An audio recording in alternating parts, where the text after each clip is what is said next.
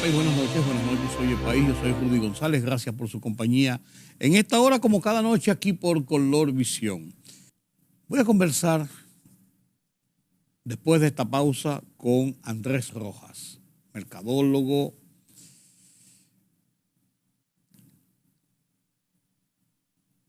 consultor, catedrático universitario, un joven de esos valores que tenemos en República Dominicana y que analiza a profundidad y está al momento, al día, de la marcha de nuestra economía, de nuestra situación social, de todo lo que tiene que ver con la sociedad dominicana. Con él converso después de la pausa.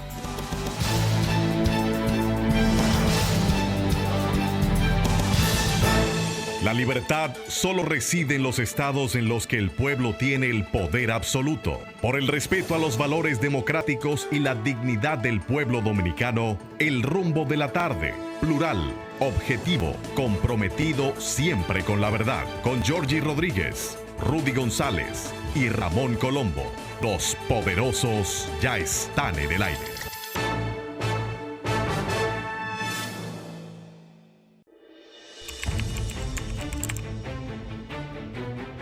Periodismo de investigación, columnas, opinión, análisis, reportajes de fondo. Hora por hora, una completa plataforma multimedia. Periodismo con valor. Noticias horaporhora.com.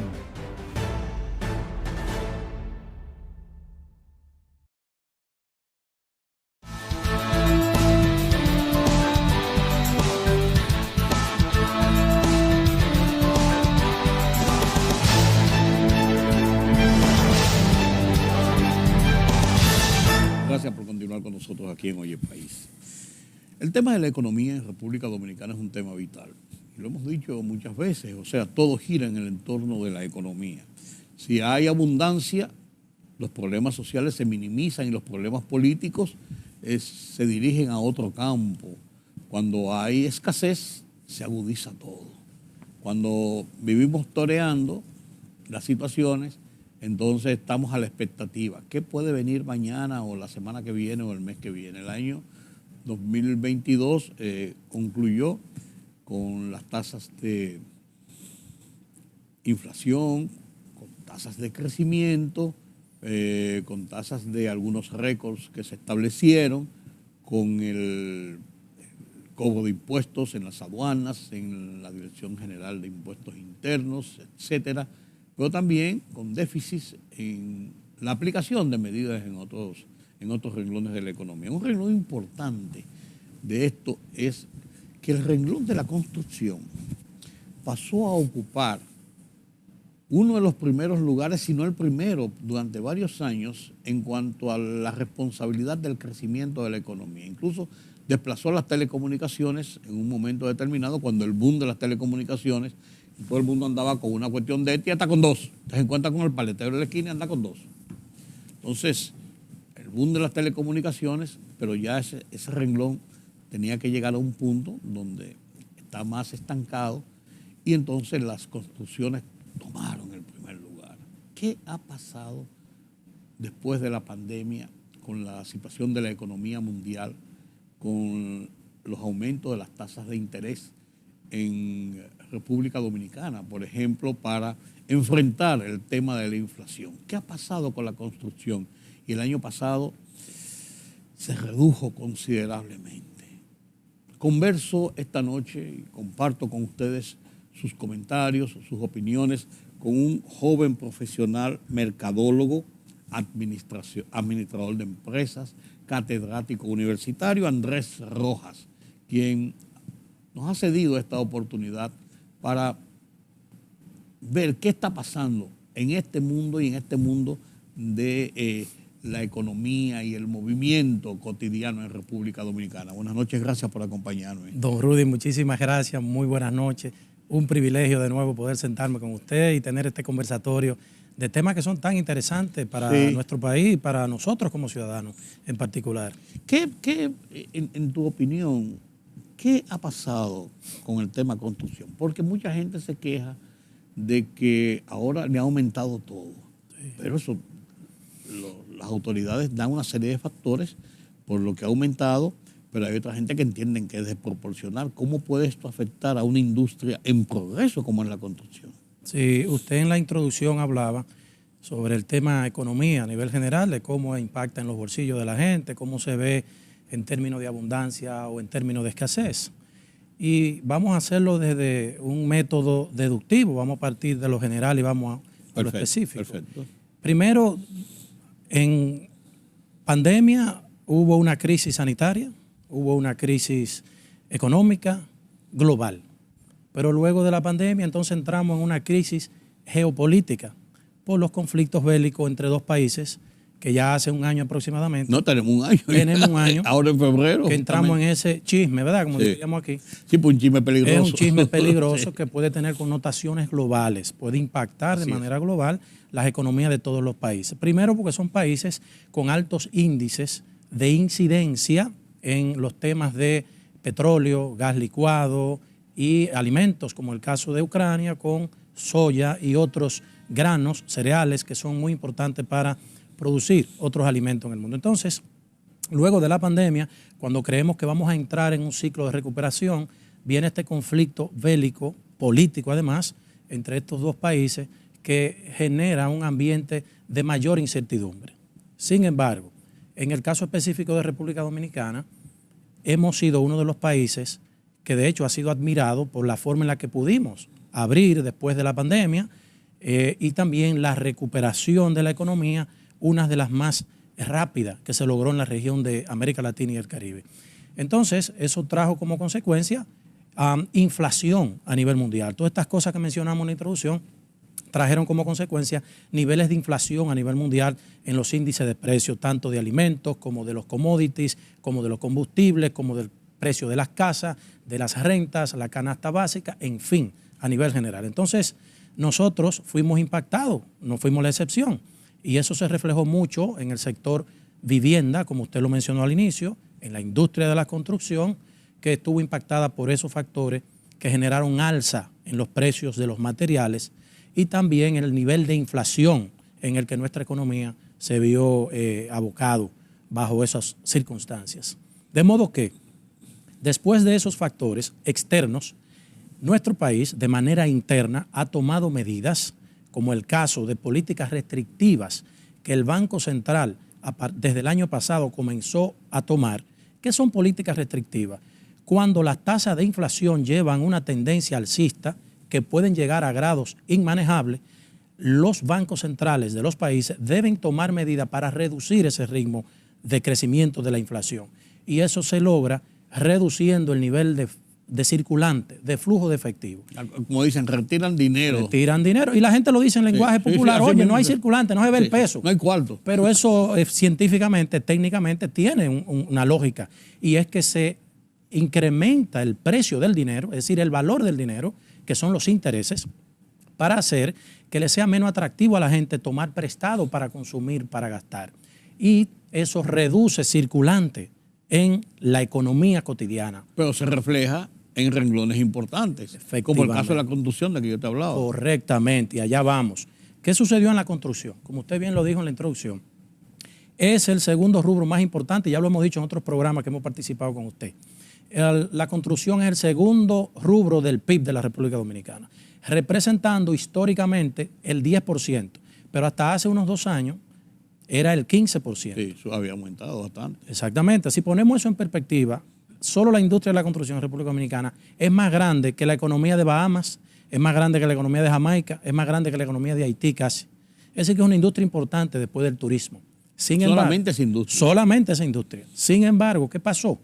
Luego de la crisis de la pandemia y luego del conflicto Rusia-Ucrania, la disparada en el precio de los materiales de construcción y la subida en la tasa de intereses generó una desaceleración del ritmo de crecimiento de la industria de la construcción. Por ende, eso tiene un impacto directo en que podamos lograr seguir reduciendo el déficit habitacional de viviendas de bajo costo que tenemos en República Dominicana. Pero también ha impactado porque eso ha venido por muchos factores, incluso dentro del camino de estas alzas en los materiales de construcción, estuvo también el tema de los fletes, el aumento de los fletes.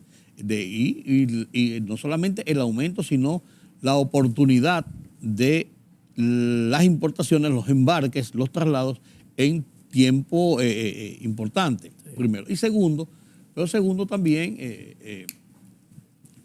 Andrés, un tema es que si bien es cierto que impacta en la industria de la construcción para construcciones de bajo nivel, también los de clase media son sumamente impactados, porque aquí se ha producido en los últimos tiempos un boom de construcciones para gente de clase media, casi en paralelo a la de las clases, más pobres, o sea, de clase media hacia abajo.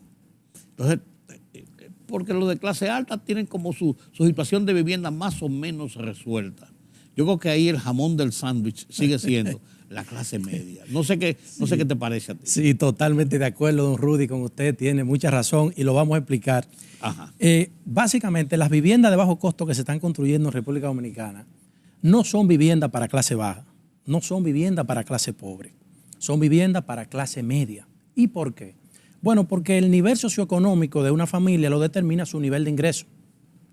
Y según el portal de la Tesorería de la Seguridad Social de nuestro país, el 78% de los empleados públicos y privados ganan menos de 30,000 pesos. Es decir, eso es clase baja, media baja. Uh-huh. Si tomamos que para que una persona pueda tener acceso a una vivienda de bajo costo, el mínimo que va a pagar en una cuota, si su ingreso es de 20,000 pesos, es de 8,000 pesos mensuales. Un 40%. Es un 40%, exactamente. Sí. De hecho, está establecido así. Uf. Para que sea considerado viable un candidato que tome un préstamo para vivienda, así sea bajo costo, o vivienda de clase media o vivienda de clase alta, ¿cómo sobrevive con debe tener una capacidad de pago del 40% de sus ingresos. Doble empleo. Y la canasta básica, sí. Cómo se alimentan y sí. Cómo van a la escuela los hijos y cómo calzan y cómo cubren las medicinas. Una persona que gana 20,000 pesos debería pagar una cuota de 8,000 mensual, pero eso es aplicando a un préstamo de 889,000 pesos. Es decir, que la vivienda de bajo costo, para que realmente tengan acceso las familias de bajos ingresos, debe oscilar entre 1.5 millones a 2.5 millones. Pero ¿qué pasa? La realidad es otra. Las viviendas de bajo costo que actualmente se están ofertando en el mercado de la República Dominicana oscilan entre 4.5 y 5.5 millones de pesos. Que es un valor real, aún con los subsidios que le da el gobierno. Correctamente. Aún con eso, pues es el valor real. Es el valor real de mercado. Entonces, solo las familias real de clase media que ganan sobre los 30,000 pesos pueden tener acceso a los préstamos para esas viviendas. Es decir, que todavía no estamos dando en el clavo de la necesidad real, que es dotar de oportunidad a las familias pobres para que puedan tener acceso a una vivienda digna. Sin embargo, con esto no queremos discriminar y decir que las clases medias o las clases altas no tengan el mismo derecho. No, claro. Sin embargo, es la oportunidad que sí la tienen en un mayor grado, porque el nivel de ingreso que tienen les permite tener acceso, porque una cosa es que el Estado, a través del Banco Central, promueva medidas como la que se acaba de promover, medidas proactivas, con liberar esos fondos del encaje legal del Banco Central para prestarlo a tasa del 9%, fija hasta 5 años. Sí, pero la persona tiene que calificar para eso. Es decir, la entidad financiera tiene unos indicadores de niveles de riesgo que el solicitante debe cumplir, sí, para que pueda tener acceso al préstamo.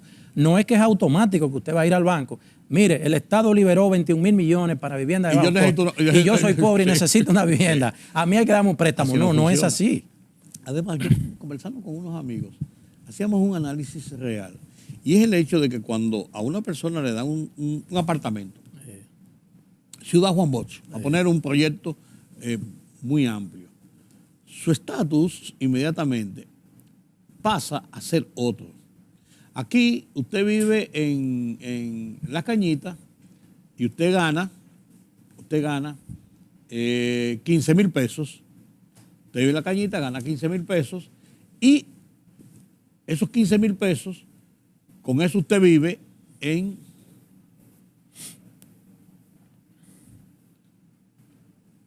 un estado de pobreza, Sí. pero de pobreza sostenible, Sí. para ponerlo así. Pero a usted le aumentan 5,000 pesos y usted ya se muda para Villa Consuelo o se muda para María Celadora. Y entonces si usted pagaba 1,000 pesos, 1,200 pesos de una casita que tenía, ahí usted comienza a pagar 5,000 pesos. Y comienza su estatus a aumentar. Pero con eso conlleva con el transporte, con el niño en el colegio, con los gastos. Entonces, una persona que recibe una vivienda de esta naturaleza con un apoyo importante del gobierno, a final de cuentas, al cambiar su estatus, también cambian sus necesidades de gastos. Correcto. ¿Eso es correcto? Sí. Porque eso lo analizábamos unos amigos en estos días. Uno pasa de un Sí. estatus a otro aquí, Sí. es como cruzar una esquina. Yo creo que eso no necesita que se le agreguen muchos detalles porque usted lo acaba de explicar muy bien, sería redundar. Sin embargo, eso es correctamente y en todos los niveles socioeconómicos. Aplica para nosotros. Usted fue en un momento una persona quizás de niveles medios bajos, luego fue escalando social Sí, y sí. económicamente. Ha sido mi experiencia también. Yo vengo de vivir parte atrás, en un callejón, en Cristo Rey, donde me crié, después de venir del campo donde nací con mis padres. Pero a través de la educación, la formación en el hogar y el enfoque de mis padres y de mis hermanos en que yo tuviera acceso a estudiar, a educarme y a formarme, bueno, pues eso me fue dando la oportunidad de ir teniendo mejores empleos, Claro. de ir ganando mejores salarios, pero en la medida en que eso fue ocurriendo, mis necesidades de vida también fueron cambiando, porque hay un estatus ya que tú debes ir adquiriendo y tus actividades cotidianas van a requerir de otra estructura económica, Correcto. de movimiento, de vestuario, de dónde van tus hijos a la escuela o a un colegio, de si vas a comer o no vas a comer en un día en un restaurante, que eso no aplica para ese nivel de gente todavía, pero son estilos de vida aspiracionales, que Sí. es un derecho para todo el mundo. Eso te iba a decir. Es un derecho para todo el mundo. Es la visión que uno tiene. Si la gente trabaja y se esfuerza, debe tener el derecho a eso. Claro. ¿Qué es lo que pasa en los países desarrollados? La gente trabaja duro, así sea en niveles obreros, clase obrera trabajadora. Uno lo ve con la familia de uno cuando va a Estados Unidos. Viven en niveles de clase trabajadora, pero tienen una vida digna. Pueden ir a un restaurante, pueden vestir, pueden calzar. En su casa tienen los enseres básicos para una vida con dignidad. Incluso hasta pueden planear un viajecito de vacaciones cada 2 años, venir a República Dominicana. En fin, yo creo que eso es un derecho humano. Y lo que usted explica es eso, es que en la medida en que la gente va, la movilidad social se llama, en la medida en que vamos alcanzando movilidad social, bueno, pues vienen otras necesidades. Algunas son aspiracionales, pero otras son reales. ¿Por qué? Porque ya quieres ofrecerle a tu familia una calidad de vida distinta. Y ahí no hay un espejismo en el que se aprovecha muchas veces el populismo, el populismo periodístico, el populismo político, el populismo de la aspiración y la competencia, la competencia normal que hay entre familias y entre amigos. Eso no tiene mucho que ver con eso. Sí, don Rudy, qué bueno. Y el Estado está en la capacidad dominicana de suplir ese anhelo, ese espejismo que tiene la gente. No, qué bueno, don Rudy, y qué profundo, porque quizás de usted no tener esa reflexión no llegásemos ahí. ¿Qué sucede? Esto es tan antiguo que hasta en la Biblia, en un momento Jesús dijo a uno de los discípulos que le estaba cuestionando sobre algo, que por qué se estaba derramando un perfume tan costoso en los pies de Jesús para hacerle un ritual. En vez de vender eso y entregárselo a los pobres para que comieran, Jesús le dijo, aguanta, ustedes siempre van a tener pobres con ustedes, pero yo no estaré todo el tiempo con ustedes. Es decir, si partimos desde ahí, siempre existirán personas en niveles de pobreza, porque en los sistemas humanos, políticos, va a ser imposible eliminar la pobreza de manera total. Ese es el equilibrio de la sociedad. Ese es el equilibrio, es un balance. Sí. Lo que sí se le debe permitir a las personas es que tenga la oportunidad de alimentarse, un techo donde no mojarse, aunque sea pequeñito, o que se lo ganen fruto de su trabajo. Pero es populismo, don Rudy, cuando vemos a los políticos decir, en el próximo cuatrenio vamos a eliminar la pobreza en este país. Todo eso es mentira. Claro. No hay forma, no es viable por un tema de recursos financieros, por un tema logístico y por un tema de naturaleza.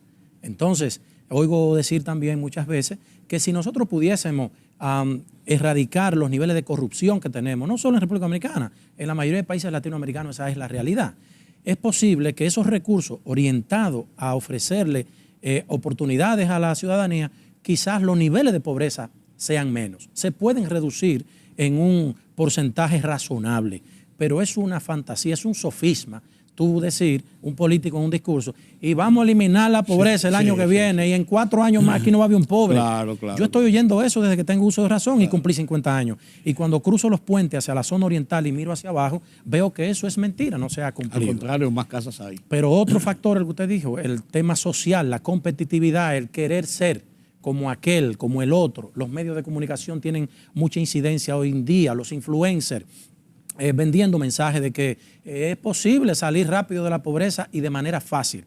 ¿Y dónde llegamos? A estos casos que acabamos de ver recientemente en los medios de comunicación con 2 caballeros que están siendo acusados por crear estructuras de negocios fraudulentos, piramidales, de esquemas Ponzi, que le venden sueño a la gente de multiplicar dinero rápido para que puedan ganar en un tiempo corto de tiempo, ¿verdad? Y niveles de rentabilidad que son imposibles en el mundo real del negocio, de los negocios.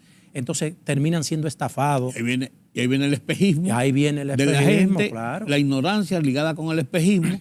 Dice, aquí está la oportunidad de mi vida. Yo vi una señora que fue entrevistada, que víctima de una de las estafas, que dijo que le preguntaron por qué llegó a confiar y a entregar esa cantidad de dinero al caballero.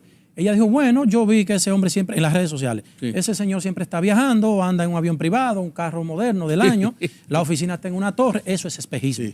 Y la gente no quiere ir al fondo de las cosas y razonar y pensar de que no existe un modelo que te permita ser de domingo a lunes rico. No existe. Entonces, sí, don Rudy, eso es así, son espejismos, son falsas promesas que lamentablemente nunca van a... ¿Qué se vislumbra para este 2023, después de las experiencias del 2022? Y el tema de la construcción lo tenemos ahí en el tintero todavía. Puede ser un tema también de las construcciones para poder poner ejemplos de lo que podemos esperar en el 2023. A mí me preocupa que es un año preelectoral y entonces todo se politiza. No porque hayan campañas o lo que sea, sino porque todo entonces pierde la esencia. Como por ejemplo este mismo caso del tema del proyecto de ley de inmigración, que tenía sus cosas bien, pero cuando se politiza se pierde la realidad de la visión de lo que se persigue. Totalmente. Eso yo lo entiendo así. Totalmente de acuerdo. Bueno, en perspectiva, el 2023 ha sido proyectado por los organismos internacionales, el BID, el Banco Mundial, la FED y otros, que República Dominicana será uno de los pocos países en la región con crecimiento positivo, alcanzando el orden del 5%. Que es como cerramos en el 2022. Es el ritmo que hemos llevado. Es el ritmo histórico, tiempo, es el potencial de nuestra economía. Durante los últimos 10 años ese ha sido el promedio, regional 5%. Y hemos ido a la vanguardia. Y una economía sana que no ha tenido esos picos bruscos de caída ni de subida, sino que ha mantenido ese estándar, excepto 2020 por la pandemia. Bueno, pero eso fue el mundo entero. ¿Qué sucede? Bueno, con esa perspectiva, eso ha generado confianza a los inversionistas, tanto inversionistas de capital de extranjero directo, que invierten en estructura, en hoteles, en edificios, en otro tipo de inversiones de bienes raíces en República Dominicana, en comercio. Eso ha generado confianza a nivel internacional al grado que la calificación crediticia de República Dominicana viene de BB a BB+, de acuerdo a una institución que califica los niveles de riesgo de los países. Entonces, eso dice que si no estropeamos, si nuestros políticos no estropean el entorno, la economía de nuestro país, el 2023 puede ser sana. Incluso los niveles de inflación nuestros se espera, porque terminamos el 2022 con 7.5, 7.8. El objetivo del gobierno es terminar para este año entre un 4 a un 5% y los niveles de inflación. Ya anunció el Banco Central que durante el mes de enero, que fue el primer mes medido ya este año, tiende a la baja. Eso es correcto. Entonces, viendo esos indicadores macroeconómicos que son los que uno puede utilizar para proyectar si una economía entrará en crisis o se ve que cercano va a tener una debacle o se mantendrá sana, nosotros tenemos unas proyecciones muy positivas, pero usted agregó un factor que puede incidir. Es un año preelectoral y nosotros no tenemos esa institucionalidad tan fuerte como Europa, Estados Unidos, que sin importar que sea un año preelectoral o electoral, las cosas tienen que seguir su ritmo. Aquí no. Ya sabemos que se utilizan recursos del Estado para las campañas, para aquello y para lo otro. Y todo se politiza. Y todo se politiza. Entonces vamos a esperar que no sea así y nosotros podamos tener un 2023 que nos permita respirar y recuperarnos tal como lo hemos venido haciendo. Como consultor, como mercadólogo, y con esto concluimos, ¿tú me recomiendas que compre una vivienda ahora? Porque ese es un tema que yo quería discutir contigo, porque hablamos los otros días en otro programa y conversamos sobre el tema de la vivienda y el costo de la vivienda. Yo quiero comprar un apartamento, ¿qué hago? Sí. Es momento de comprar, debo esperar que todas las cosas se allanen un poquito más, porque hay un dejo de especulación dentro de la realidad de la economía en cuanto a lo que son los materiales, los costos, los intereses, todo esto. Pero también hay un dejo de especulación, eso de que el costo de reposición de qué. Si yo te compré esa vivienda en plano hace 2 años y tú terminaste de hacerla. Sí. Y tienes 8 meses ahí con ella cerrada. Correcto. Hablábamos eso en otro de sus programas hace unos días. Su pregunta, bueno, yo no quiero que usted tome mi recomendación como palabra de Dios. No, pero uno pone una aquí y después saca un promedio. He estado estudiando mucho en los últimos meses sobre esa tendencia, tomando como referencia el mercado inmobiliario de Estados Unidos y otros mercados de la región de América Latina, pero mercados más grandes como México, Argentina, Chile. No es nuestra realidad, pero hay que tener algunos parámetros de comparación. La recomendación es no, ahora mismo, al día de hoy, porque, bueno, hay incertidumbre todavía sobre qué va a pasar con los temas de las tasas de interés. Hay que esperar los movimientos que va a hacer la FED en Estados Unidos, que es la Reserva Federal, y todos los demás bancos centrales del mundo, de ahí es que parten para poder implantar su política. Como el faro que indica por dónde van los barcos. Efectivamente. O sea, lo que hace el Banco Central nuestro no es porque fue una decisión nuestra, es que hay que ver primero qué va a hacer Estados Unidos, que es la economía de la que más dependemos y es la más cercana a nosotros como potencia. Número 2, se espera una recesión económica de China y de Estados Unidos para finales de este año, que eso pudiera también impactar de nuevo tanto en las tasas de interés y por ende en la inflación. Entonces, tomar una deuda a largo plazo por un activo, la gente dice, bueno, es que es un activo, es un bien raíz que va a tomar una plusvalía. Sí. Lo que hay que hacer es unos cálculos que no son tan sencillos como tomar una mascota, de cuál va a ser el retorno de mi inversión comparado a los niveles de inflación o de la subida en las tasas de interés que yo voy a tener que pagar en el tiempo por ese dinero. Es una tasa de retorno razonable. Además, ¿cuánto tiempo me voy a endeudar con ese activo? De modo que, igual, el año que viene tenemos un año electoral aquí. Sí. Yo creo que el ambiente, el entorno hoy, yo no compraría, a menos que tengas un exceso de liquidez y diga, bueno, este dinero, para tenerlo en un certificado financiero con una tasa tan baja, compro un activo que puedo rentar. Sin meterme en un préstamo. Sin meterme en un préstamo. Sino directamente, y entonces lo que me voy a ganar es, me lo está cogiendo en plusvalía. Así sí. Así sí, pero si es endeudarme para entonces comprar una casa con una deuda de 20 años, no sería mi recomendación ahora. Bueno, gracias Andrés Rojas por estos comentarios. Qué bueno conversar con gente joven, progresista, que no está sesgado y que tiene una idea de la realidad de lo que vivimos en República Dominicana. Hemos visto así rápidamente nuestro 2022, nuestra realidad en República Dominicana y algo de lo que nos espera para el 2023. Gracias de nuevo por acompañarnos, Andrés. Gracias a usted, don Rudy. Esperemos que podamos más consecutivamente conversar de hechos, incluso puntuales. Claro que sí, un placer para mí, un honor y muchas gracias por la gentileza. Permítame la pausa.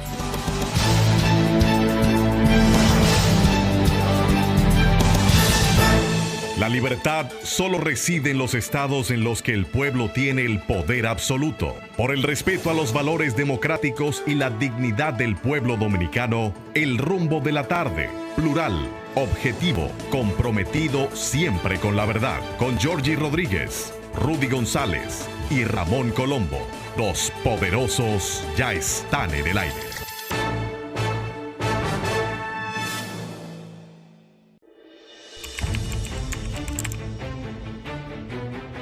Periodismo de investigación, columnas, opinión, análisis, reportajes de fondo. Hora por hora, una completa plataforma multimedia. Periodismo con valor. Noticias horaporhora.com.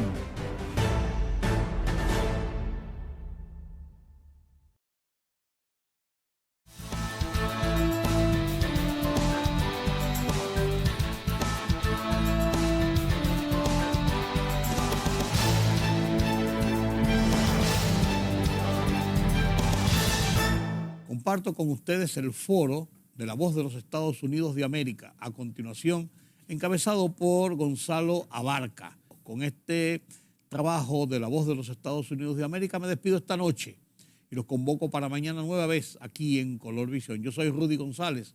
Pasen un feliz resto de esta noche.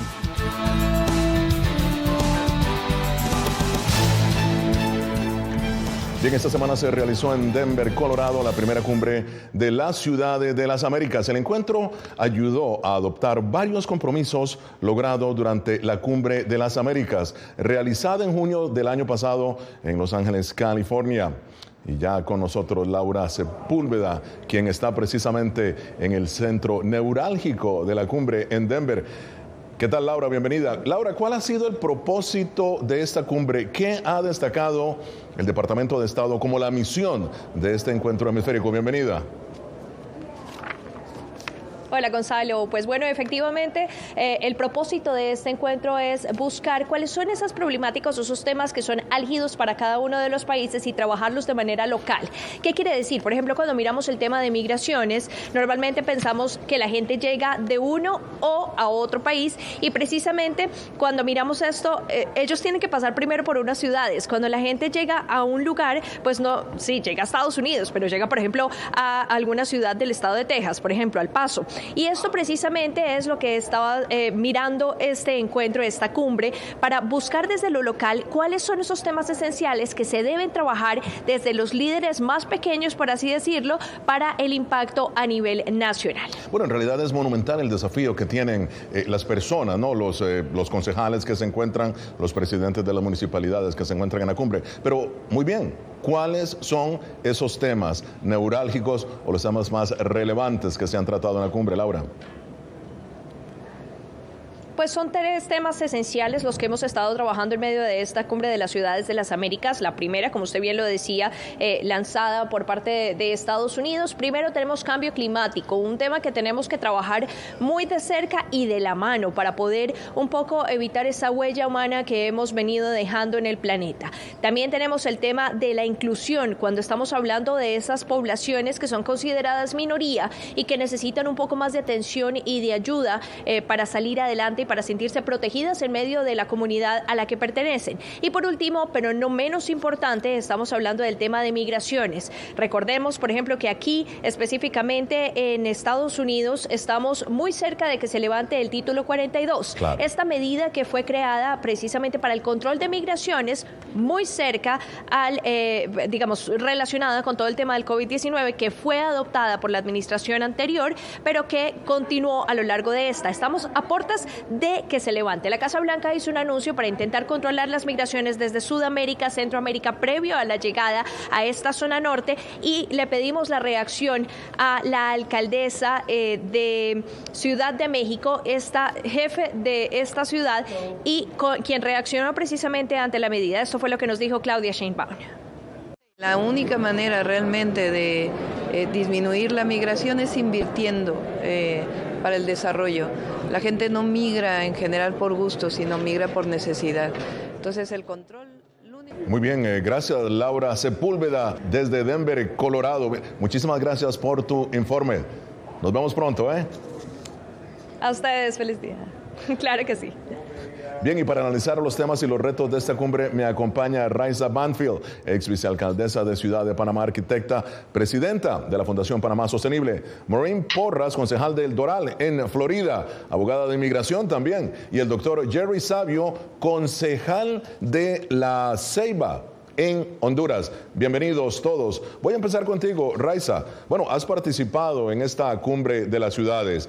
¿Qué desafíos ves en el tema de cambio climático y la protección a las comunidades vulnerables? Muchísimas gracias y saludos a todos los seguidores de La Voz de América. En efecto, justamente ayer participábamos de un panel analizando las condiciones de las poblaciones más vulnerables, que particularmente son las poblaciones afrodescendientes, indígenas, que migran, ¿no? Y que están ocupando sitios en las ciudades que eran como los restos de ciudades, los desperdicios, si se puede decir, los lugares no habitables, y por tanto están expuestos a las consecuencias climáticas. Si pensamos, según cifras de la ONU, que en el 2021 se incrementó en 1.5 millones los migrantes climáticos, llevando esta cifra a 4.6 millones de personas que migran no solo de un país a otro, sino dentro de sus propios países buscando mejores condiciones. Eso agrava los desafíos urbanos en ciudades latinoamericanas que están creciendo exponencialmente, demandando más consumo, generando más residuos y aumentando la huella climática. Claro. Entonces es un círculo vicioso que se alimenta por la condición. Ahora, Maureen, la migración fue uno de los temas abordados en la cumbre, ¿no? Y hemos visto precisamente el informe de Laura. De hecho, el gobierno de Biden, como lo dijimos, ha establecido más bien centros de procesamiento de migrantes en Colombia y Guatemala. Te digo, la Organización Internacional de las Migraciones dice que en las Américas es el receptor de 59 millones de migrantes. Son cifras impresionantes. ¿Qué pasos deben dar las ciudades para enfrentar adecuadamente el tema de migración? Bueno, de nuevo es un placer estar con ustedes.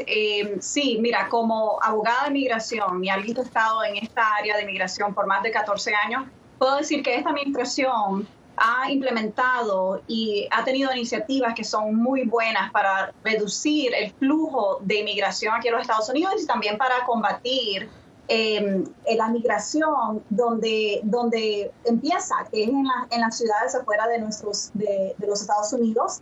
Y claro, para prepararse hay que hacer varias cosas. Por ejemplo, aquí en los Estados Unidos, en nuestra ciudad, nosotros podemos ayudar en poder integrar a estas nuevas personas que están entrando a nuestra ciudad. Y sin embargo, aquí en nuestra ciudad de Doral tenemos una de las agencias más grandes de reasentamiento que ayuda con mucho de la integración a la comunidad que se ve para los inmigrantes, y como ciudades necesitamos trabajar en conjunto con esas organizaciones, cual propósito al fin es que estas personas, estos nuevos inmigrantes, entren en la comunidad y también se conviertan en personas que son autosuficientes. ¿Y cómo hacemos eso?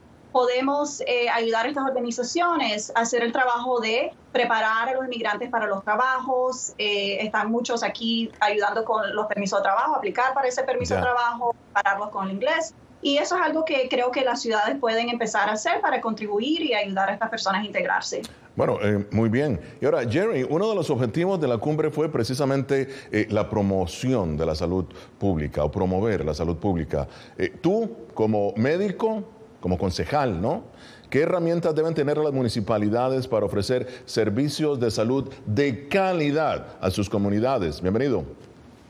Muy buenos días, gracias Gonzalo desde La Voz de América, bendiciones. Realmente nosotros en Honduras somos un país privilegiado donde tenemos muchas bondades naturales y que pues obviamente nuestras comunidades de afrodescendientes y garífunas, que son las asentadas y que corresponden a un 3% de lo que es la población nacional, están ubicadas en lugares específicos, estratégicos y lugares con muchas bondades, pero que también faltan de accesos lo que tienen, y eso es uno de los problemas trascendentales para el acceso a la salud. Y no digamos cuando tenemos que hacer centros de salud, pero que tenemos que licenciarlos, tenemos que certificarlos y que no hay insumos adecuados para que pueda lograrse la atención. Desde la Municipalidad de La Ceiba, la Corporación Municipal está haciendo un esfuerzo en ese aspecto, en crear centros de atención de salud en diferentes zonas en la ciudad para poder darle a la población más desprotegida la oportunidad de tener acceso a estos servicios de salud en este tiempo, Gonzalo. Claro. Continuamos en Foro de la Voz de América. El medio ambiente fue uno de los temas principales de esta cumbre de las ciudades, de la mano con la seguridad y las comunidades marginales. Continúa con nosotros Raiza Banfield, ex vicealcaldesa de Ciudad de Panamá, arquitecta, presidenta, fundadora de la Fundación Panamá Sostenible. Maureen Porras, concejal de Doral, en el bellísimo estado de Florida, abogada de inmigración, y el doctor Jerry Sabio, concejal de La Ceiba, en el hermoso país de Honduras también. Muy bien, vamos, antes de continuar el análisis, veamos algunas cifras de las Naciones Unidas sobre las ciudades. Vean estas cifras: 3.500 millones de personas, es decir, la mitad de la humanidad vive en las ciudades. Se prevé que esta cifra aumentará a 5.000 millones para el 2030. El 95% de expansión de terrenos urbanos en el mundo se dará en las naciones en desarrollo, obviamente América Latina entre ellas. 883 millones de personas viven en barrios marginales y la mayoría se encuentra en Asia Oriental y Sudoriental. Las ciudades del mundo ocupan el 3% de la tierra, pero representan el 60 y el 80% del consumo de energía y el 75% de las emisiones de carbono, a pesar de ser solamente el 3%. Bueno, Maureen, además del desafío del alto porcentaje, ¿no?, de las emisiones de carbono, también está el de la educación de calidad. La pregunta es, ¿cómo garantizarla? ¿Qué políticas se pueden implementar para conseguirla? Sí, y eso es muy importante. Sabes que aquí en la Florida somos un estado que en verdad estamos vulnerables al cambio climático y muchos de nuestros residentes no lo saben. Obviamente lo experimentan cuando hay un huracán, cuando hay inundaciones, pero en verdad tenemos que hacer más para poder educar a nuestros residentes. Y aquí en el condado de Miami-Dade y también en la ciudad hay varios programas que hacen eso, exactamente eso, educan a los residentes. Hay uno que se llama Catalyst Miami, que es un curso de liderazgo en la parte ambiental y también estudian el crisis, el cambio climático. Es algo que nosotros tenemos que promover, claro. Tener accesible y priorizar, que es muy importante. Claro, en adición a las políticas y las iniciativas que podemos adoptar como una ciudad, que van a ser leyes verdes. Claro, y lo importante es que viene precisamente de las comunidades, no es con ayuda también del gobierno federal, pero es la comunidad en sí en donde se está organizando para enfrentar esta situación. Ahora, Jerry, fíjate, las fuentes de trabajo y salarios dignos, ¿no? Es un tema también difícil para las ciudades. La pregunta es, ¿cómo lograrlos en medio, muchas veces, de economías que sufren desaceleración? Definitivamente es una pregunta muy buena porque existe en nuestros países la desigualdad muy frecuente y pues nosotros en su momento fuimos alcalde de la ciudad del puerto de la ciudad de La Ceiba, pero que encontramos disparidad en esos sueldos y salarios y realmente a través del gobierno central y el Congreso Nacional de la República se emite lo que es el salario mínimo base que se puede establecer para la población en general. Y de ese salario mínimo depende lo que son los diferentes salarios de la siguiente población.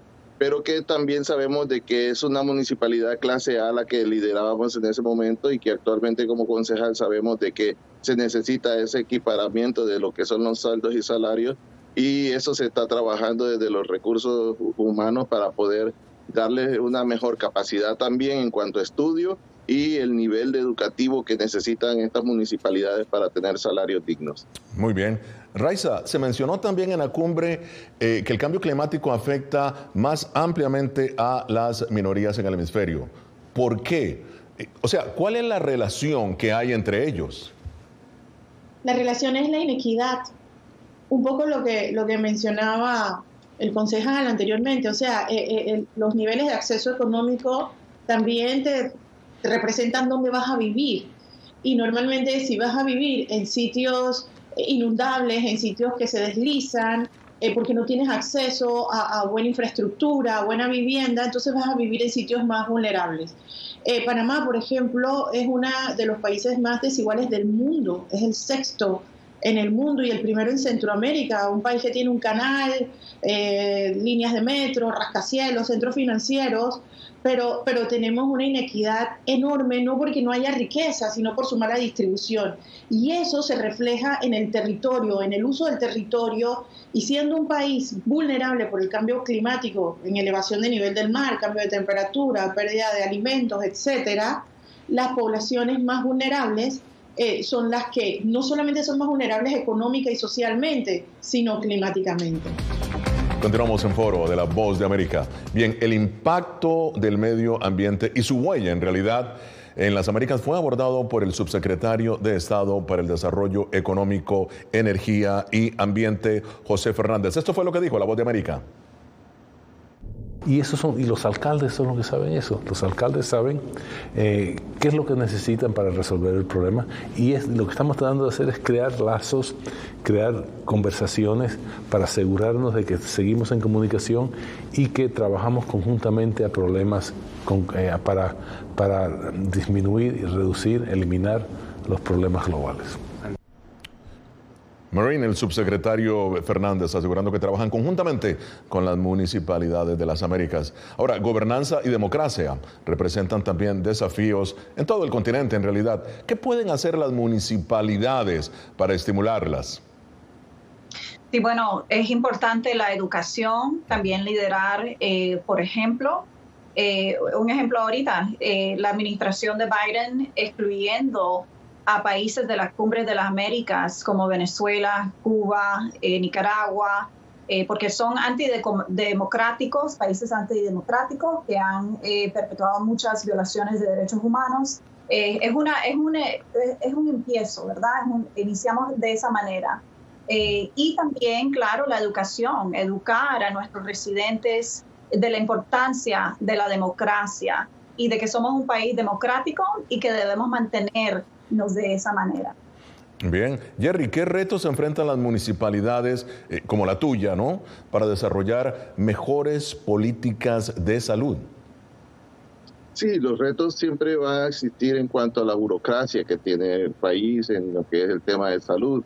Realmente para lo que son las compras de los medicamentos, actualmente se cambió de un fideicomiso a hacer licitaciones de medicamentos y esto genera un retraso y hasta actualmente el ministro de Salud ha documentado que solo se ha abastecido en un 40% todo lo que son los diferentes hospitales. Y como médico que trabajo en el sistema de salud he visto una carencia en estos momentos de lo que son la atención en salud y es una de las problemáticas que existe y lo dificultoso es más que todo la burocracia que existe para poder hacer todos los procesos que se llevan a cabo en la compra de estos insumos. Raiza, también se dialogó sobre las formas de promover la igualdad racial a nivel local. ¿Cómo hacerlo, en tu opinión? Sí, yo quiero añadir algo, porque claro, estás preguntando cómo profundizar y democratizar y generar todos estos valores. Yo pienso que sí hay que educar, pero más que educar a la población, hay que educar a los políticos. ¿Por qué? Porque los políticos de la región en general, hablo de mi país y puedo hablar por cualquiera de Latinoamérica, aspiran a gobernar ¿para qué? Entonces, vivimos una crisis climática que es una transversal, o debería ser una transversal para la toma de decisiones, pero los políticos llegan a los distintos puestos y no tienen idea de qué hacer. Empezamos a escribir con el librito viejo de principios del siglo XX y nunca vamos a transformar nuestras sociedades porque mientras están aprendiendo, se llegó el cambio de gobierno y vuelve la política para atrás. Entonces, realmente necesitamos que el cambio climático, con todas sus variables para hacerlo holístico, lo social, la equidad, lo ambiental, la salud, sea una capacitación política permanente dentro de las estructuras formativas de los partidos, de los aspirantes. De otra manera, va a quedar la ciencia hablando por un lado, el foro de Davos hablando por el otro, y los políticos haciendo lo que siempre han hecho, porque es como se ganan las elecciones.